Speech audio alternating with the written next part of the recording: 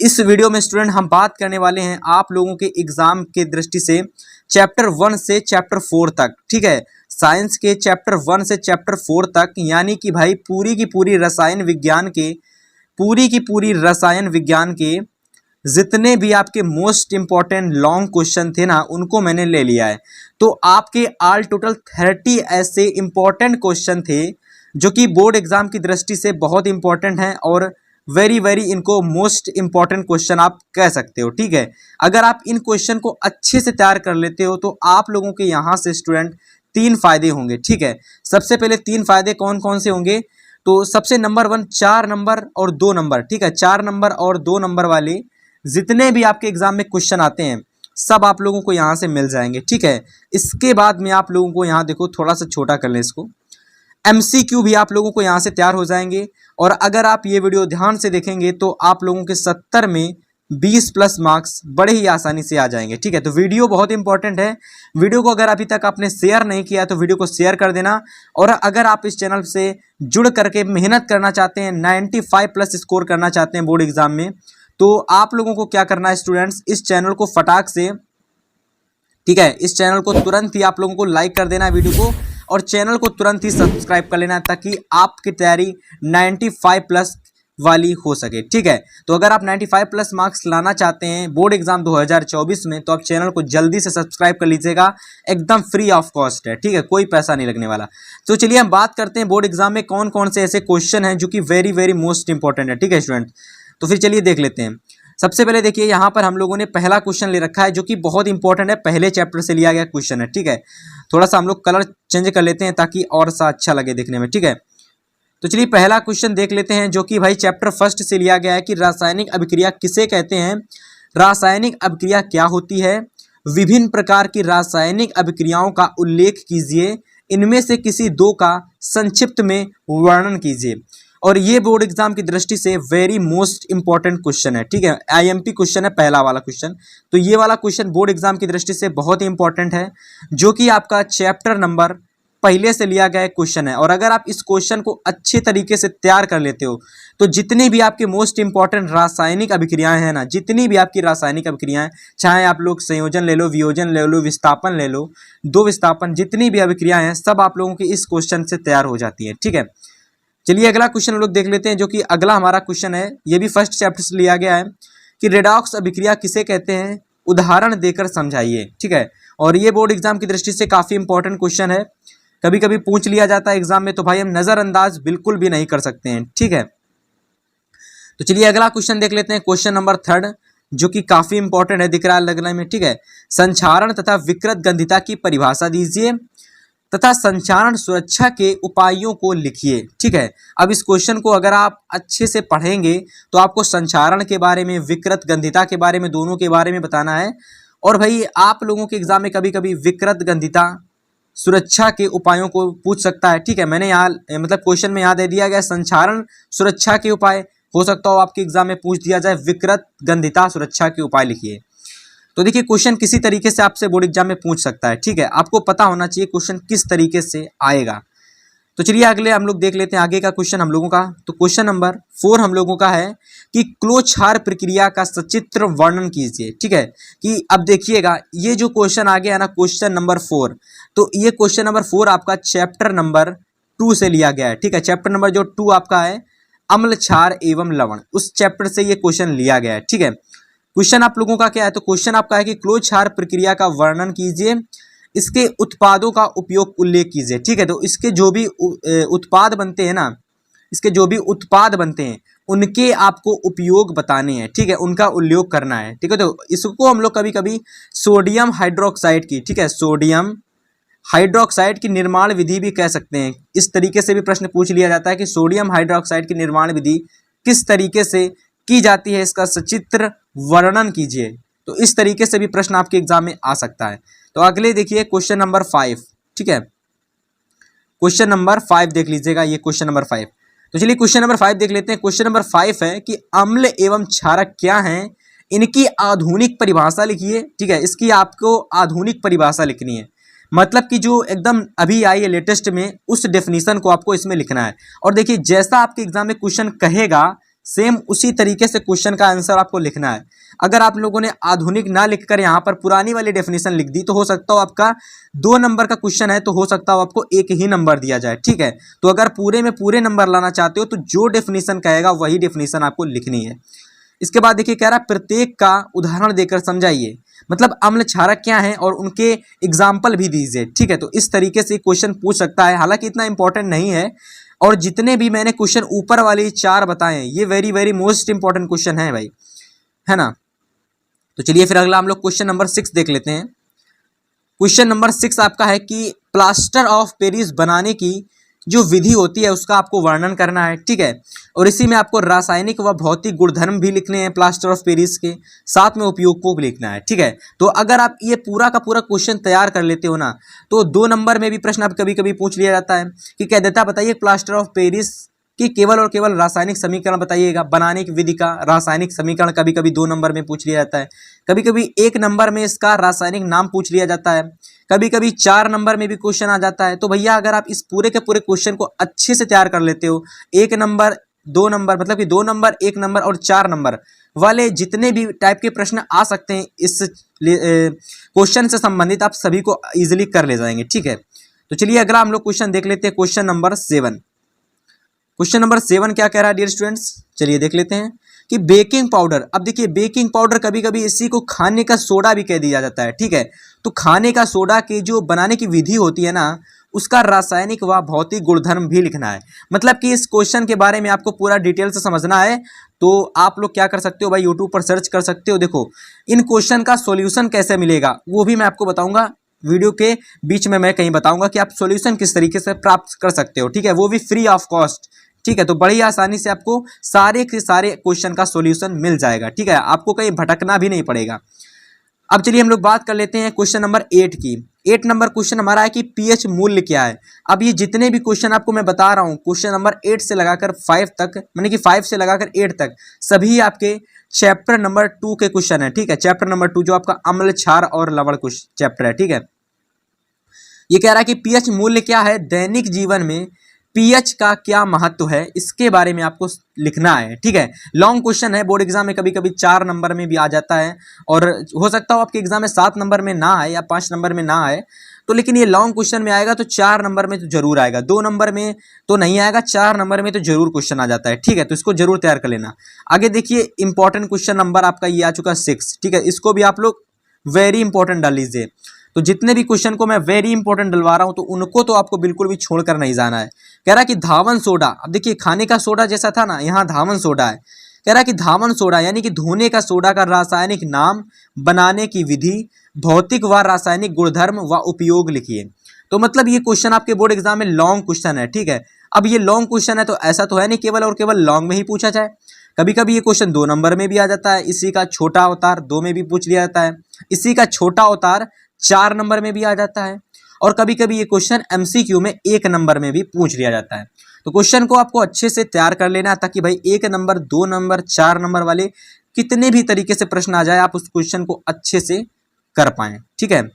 आगे देखिए question number हमारा जो 10 है, कह रहा है कि ब्लीचिंग पाउडर का रासायनिक नाम लिखिए।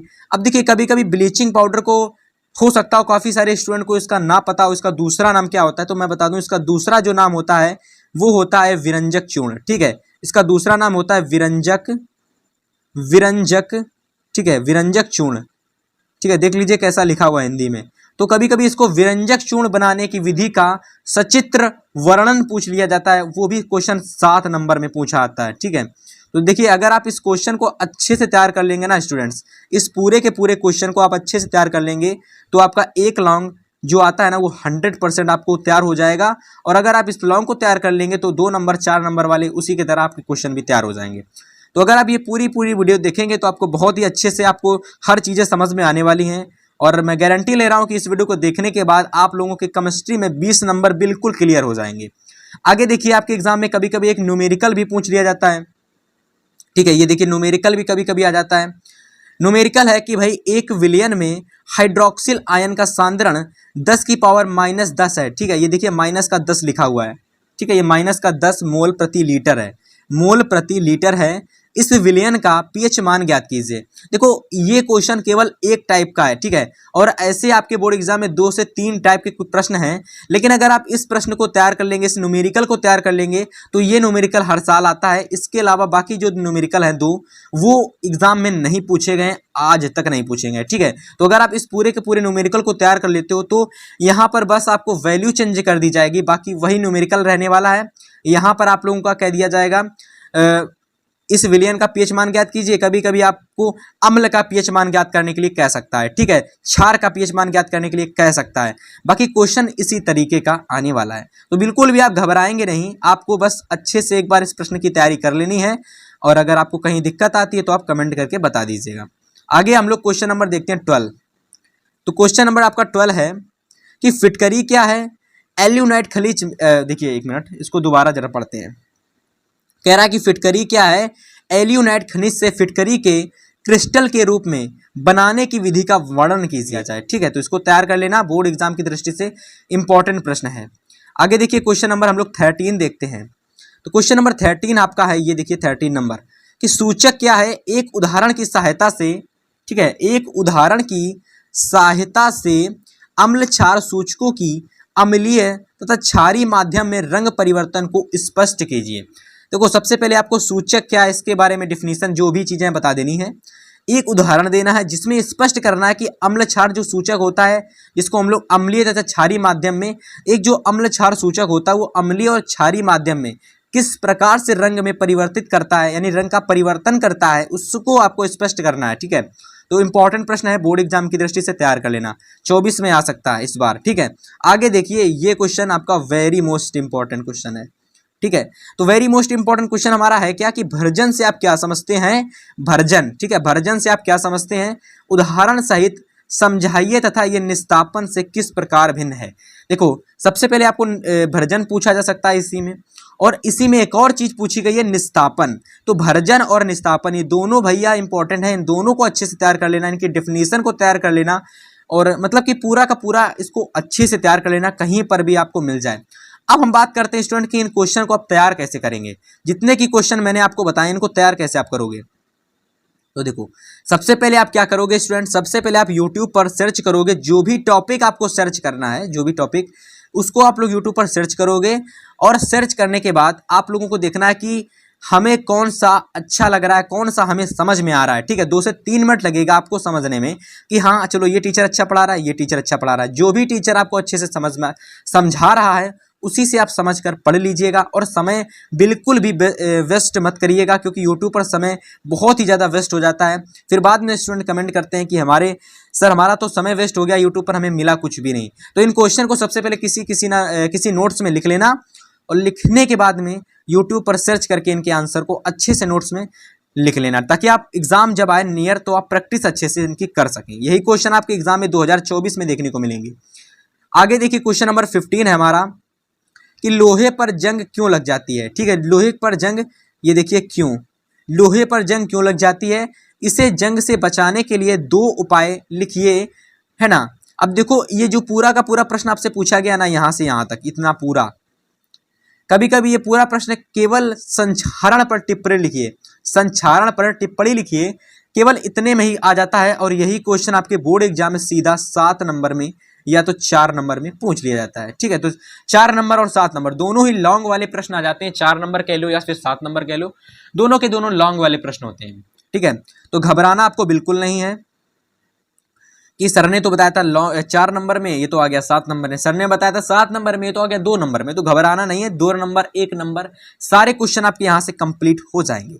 आगे देखिए क्वेश्चन नंबर 16 आपका है कि भर्जन क्या है, ये क्रिया, जो भर्जन की क्रिया होती है, यह क्रिया किन सांद्रित अयस्कों के लिए प्रयोग में लाई जाती है, इस क्रिया में प्रयुक्त होने वाली भट्टी का नामांकित चित्र बनाइए, ठीक है। तो इस जो भी ये जो प्रक्रिया होती है ना भर्जन की, इसमें जो प्रयुक्त होने वाली जो भट्टी होती है उसका आपको नामांकित चित्र बनाना, मतलब कि चित्र बनाने के बाद में जो उसके पार्ट होते हैं उनका आप लोगों को नाम, ठीक है, जो नाम होता है वो लिखना है, ठीक है। प्रत्येक पार्ट का आपको नाम लिखना है।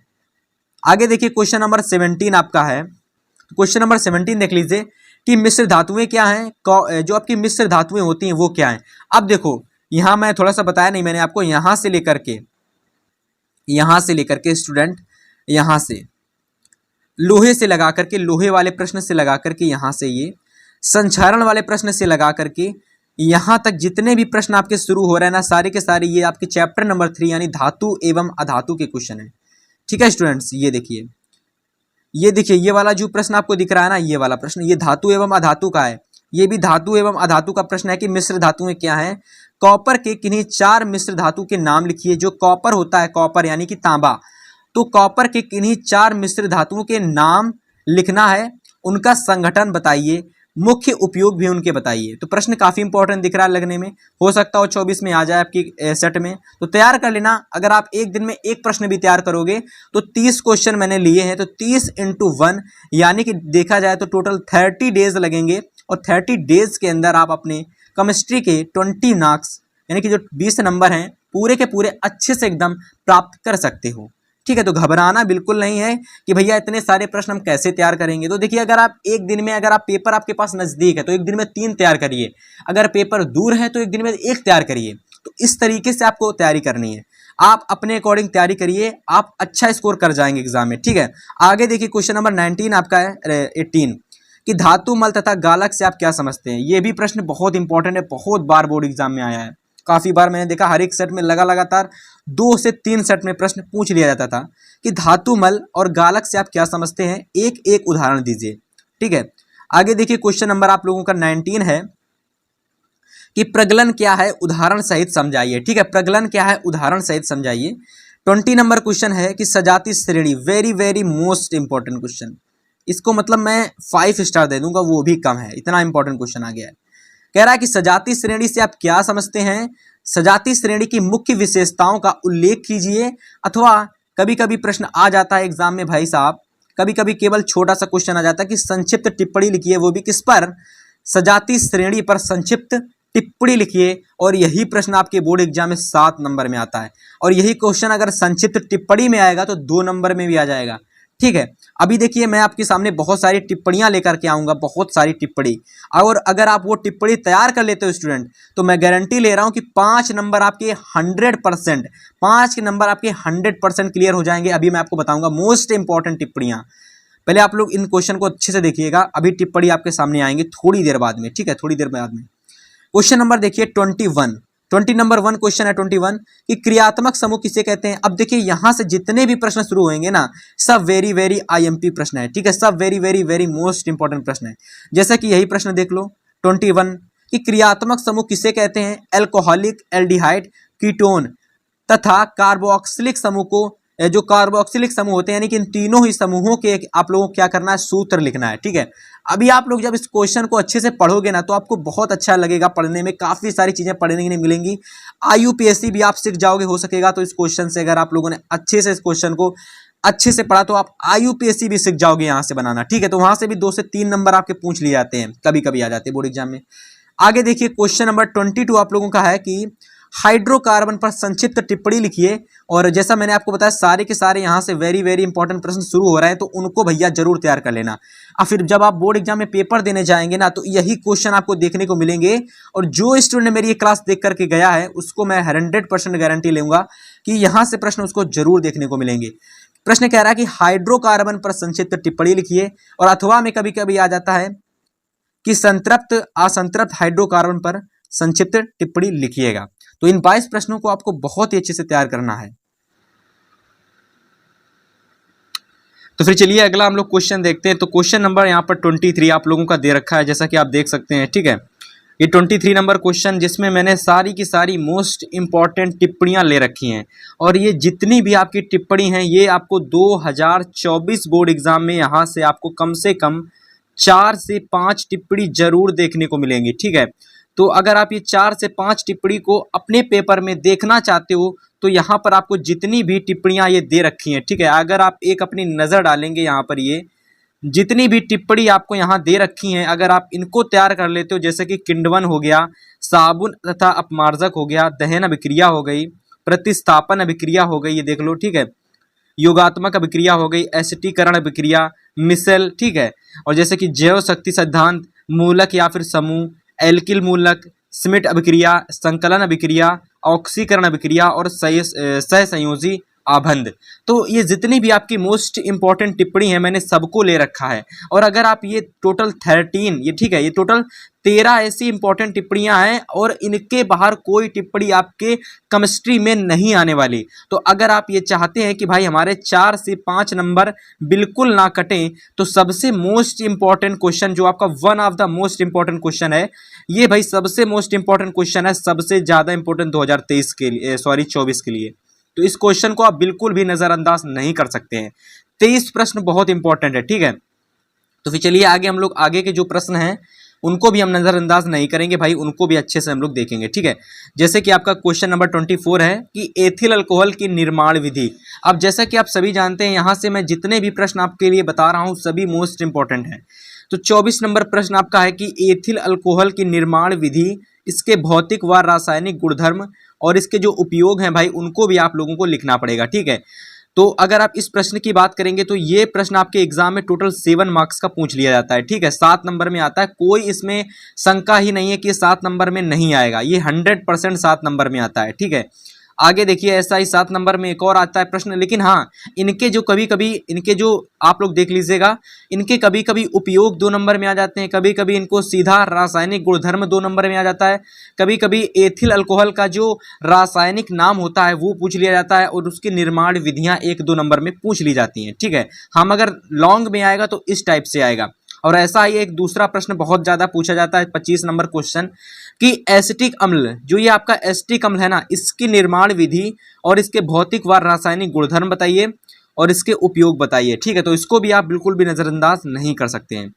आगे देखिए अगला मोस्ट इंपॉर्टेंट क्वेश्चन है जो कि आपका कार्बन एवं उसके यौगिक का, ठीक है। सारे प्रश्न आपके कार्बन एंड इट्स कंपाउंड्स के ही क्वेश्चन है, ठीक है। 23 ले लो, 24 ले लो, 25 ले लो, और ये 26 वाला प्रश्न भी उसी का है कि मिसेल क्या है, उदाहरण द्वारा समझाइए। जो मिसेल होता है वो क्या है, उदाहरण द्वारा समझाइए। इसका साबुन के स्वाच्छीकारक क्रिया में क्या महत्व है, इसको आपको बताना है स्टूडेंट, ठीक है। और कभी कभी ये प्रश्न अथवा में इस तरीके से भी पूछ लिया जाता है कि मिसेल की अवधारणा के आधार पर साबुन की जो सफाई क्रिया को समझाइए, ठीक है। तो इस तरीके से अथवा में ये प्रश्न बहुत ज्यादा पूछा जाता है कि मिसेल की अवधारणा के आधार पर साबुन की सफाई की क्रिया को समझाइए। 7 नंबर में प्रश्न पूछा जाता है। इसमें आपको इसका डायग्राम यानी कि बोले तो चित्र भी बनाना पड़ता है और इसकी जो लेख होता है उसको भी लिखना पड़ता है, ठीक है। तो आप इसको अच्छे समझेंगे, आपको यूट्यूब पर मिल जाएगा, ठीक है। आगे देखिए अगला क्वेश्चन मैंने ले रखा है, ये भी काफी इंपॉर्टेंट है कि साबुनीकरण अभिक्रिया। अब देखो जो साबुनीकरण अभिक्रिया उसकी आपके एग्जाम में कभी कभी टिप्पणी भी पूछ ली जाती है स्टूडेंट, ठीक है। इसकी कभी कभी टिप्पणी भी पूछ ली जाती है। तो टिप्पणी अगर आएगी तो वो भी आपके एग्जाम में 2 नंबर की तो आएगी ही आएगी, ठीक है, साबुनीकरण की टिप्पणी। लेकिन अगर प्रश्न आएगा तो इस तरीके से आएगा कि साबुनीकरण की क्रिया को रासायनिक समीकरण देते हुए समझाइए। मृदु तथा कठोर साबुन के विभेद कीजिए, यानी कि मृदु साबुन और कठोर साबुन में आपको क्या करना है, कुल मिलाकर के आपको इनके बीच में स्टूडेंट्स अंतर लिखना है, ठीक है। इनके बीच में क्या लिखना है, आप लोगों को अंतर लिखना है, ठीक है। अच्छे साबुन की, ठीक है, यहाँ पर देख लीजिएगा, अच्छे साबुन की 4 विशेषताओं को बताइए। साबुन की सफाई प्रक्रिया को मिसेल अवधारणा के आधार पर समझाइए। तो प्रश्न 7 नंबर में आता है, काफी बड़ा प्रश्न है ये, ठीक है। आगे देखिए अगला इंपॉर्टेंट क्वेश्चन आपका 28 नंबर कह रहा है कि साबुन तथा अपमार्जक का निर्मलन पर टिप्पणी लिखिए, ठीक है। साबुन तथा अपमार्जक के जो निर्मलन होता है उस पर आपको टिप्पणी लिखनी है। इंपॉर्टेंट प्रश्न है, बिल्कुल भी आप नजरअंदाज नहीं कर सकते हैं।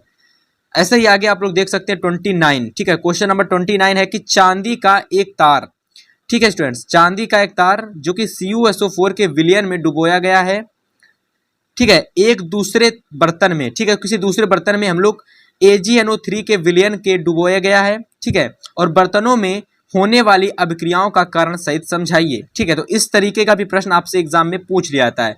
तो ये जो प्रश्न आप लोगों का स्टूडेंट्स, ये वाला, ये आपका चैप्टर नंबर 2 का प्रश्न है, ठीक है। ये जो प्रश्न है अम्ल क्षार और लवण का प्रश्न है, लेकिन ये हमसे छूट गया था तो हमने इसको भी ले लिया, ठीक है। ये भी काफी बार बोर्ड एग्जाम में पूछा गया है। तो इस तरीके से आपके लिए मैंने total one of the most 29 question बताए। हालांकि मैंने आपसे वादा किया था कि मैं आप लोगों को 30 क्वेश्चन बताऊंगा, बट कोई नहीं, अगर आप ये 29 ही तैयार कर लेते हैं, एक चलो कम ही हो गया, ठीक है, 30 से एक कम हो गया 29, अगर आप ये 29 तैयार कर लेते हैं तो 29 करने के बाद में आपको 20 प्लस मार्क्स यानी कि 20 नंबर आपके पूरे के पूरे केमिस्ट्री के मिल जाएंगे, ठीक है, क्योंकि मैंने केमिस्ट्री का निचोड़ इस वीडियो में बताया हुआ है। तो वीडियो पसंद आई तो वीडियो को लाइक कर देना, अपने हर फ्रेंड्स तक शेयर करना जो 2024 बोर्ड एग्जाम की तैयारी कर रहा है। तो मिलेंगे आपसे नेक्स्ट वीडियो में, तब तक के लिए गुड बाय, गुड लक।